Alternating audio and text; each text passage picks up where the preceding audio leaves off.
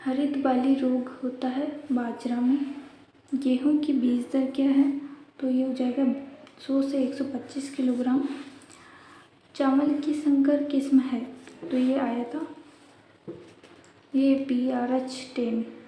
भारत में किस फसल में GM किस्मों को व्यापारिक रूप में उगाया जाता है? तो ये कपास। मक्का की इष्टतम फसल ज्यामिति क्या है? तो ये है 60 सेंटीमीटर × 25 सेंटीमीटर। ज्वार की फसल की बीज दर है 8 से 10 किलोग्राम प्रति हेक्टेयर। गेहूं में सिंचाई के लिए सबसे क्रिटिकल स्टेज कौन सी है? तो ये है CRI स्टेज। करनाल बंट नामक रोग किस फसल से संबंधित है? तो ये है गेहूं से। नेक्स्ट क्वेश्चन है, दीमक की कौन से भाग को दीमक पौधे के कौन से भाग को नुकसान पहुंचाती है? तो यह है जड़। निम्न में से कौन सी किस्म गेहूं की नहीं है? तो ये हो जाएगा ये GNG 663, ये चने की किस्म है। नेक्स्ट है, कौन सी फसल को उगाने में जल भराव की आवश्यकता होती है? तो ये है धान। गेहूं में सिंचाई हेतु बढ़वार की प्रमुख क्रांतिक अवस्था है शीर्ष जड़ जमाव। और नेक्स्ट क्वेश्चन है, पर्ल मिलेट किस फसल को कहते हैं? तो ये हो जाएगा बाजरा। और आगे है, निम्न में से WCC 75 किस्म किसकी है? तो ये है बाजरे की। बाजरे की वृद्धि के लिए उपयुक्त तापमान कितना है? 25 से 30 डिग्री सेंटीग्रेड। आवर्त कंडवा रोग साधारणतया किस फसल में लगता है? तो ये है जौ में लगता है। अब नेक्स्ट क्वेश्चन है, राजस्थान में रबी मक्का किस क्षेत्र में बहुतायत से उगाया जाता है? तो ये है आर्द्र दक्षिणी मैदानी क्षेत्र में। खरपतवार नियंत्रण हेतु ब्राउन मैन्योरिंग, जो कि एक विधि है, कौन सी फसल के लिए सामान्यतः अपनाई जाती है? तो यह है धान की सीधी बुआई के लिए। कक्षस्थ कलिकाओं का शाखाओं में बढ़वार कहलाती है? तो यह है शाखा निकलना। जियामेज एवर्टा किसका वानस्पतिक नाम है? तो यह है पॉपकॉर्न का। निम्न में से कौन सी फसल को अम्लीय व क्षारीय मृदा परिस्थितियों में उगाया जाता है? तो यह है चावल।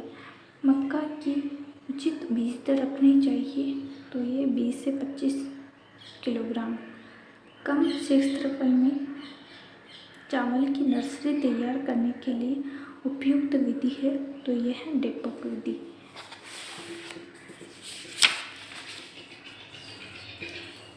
अब है, सूखे से प्रभावित क्षेत्रों के लिए ज्वार की उपयुक्त किस्म CSV 17। इनमें से सफ़ेद दाने वाली मक्का की उन्नत किस्म कौन सी है? तो यह है गंगा 2। गुणवत्ता युक्त मक्का से संबंधित जीन है? तो यह है OPEC2। गेहूं के टंडू रोग से संबंधित सूत्रकृमि है एंगुनिया ट्रिटिसाई। ज्वार में तना मक्खी का प्रकोप फसल की किस अवस्था में होता है? तो यह है घुटने की अवस्था। सामान्य परिस्थितियों में धान की रोपाई हेतु सिफारिश की गई फसल ज्यामिति है? तो ये 20 × 10 सेंटीमीटर। सीता किसकी किस्म है? तो यह चावल की। गेहूं की कल्याण सोना किस्म GG ड्वार्फ। गेहूं की 50 क्विंटल प्रति हेक्टेयर उत्पादन वाली फसल भूमि से कितनी मात्रा में उर्वरक अवशोषित करती है प्रति हेक्टेयर? तो इसका आंसर हो जाएगा नाइट्रोजन 100 से 150 किलोग्राम प्लस फास्फोरस 70 से 80 किलोग्राम प्लस पोटास 125 से 120 किलोग्राम। निम्न में से कौन सा मैच गलत है? तो पॉपकॉर्न जियामेज एवर्टा ये राइट है। पॉडकॉर्न जियामेज टूनिकाटा ये भी राइट है। फ्लोर या सॉफ्ट कॉर्न जियामेज एमेलिसिया ये भी राइट है, जबकि स्वीट कॉर्न जियामेज डेंटाटा नहीं होगा। अगला क्वेश्चन है, ज्वार के पौधों की वृद्धि के लिए कितना तापमान उपयुक्त रहता है? तो ये हो जाएगा 30 से 35 डिग्री सेंटीग्रेड। गोल्डन राइस किस विटामिन का धनी होता है? तो ये विटामिन ए। माधुरी मक्का के किस वर्ग की उन्नत किस्म है?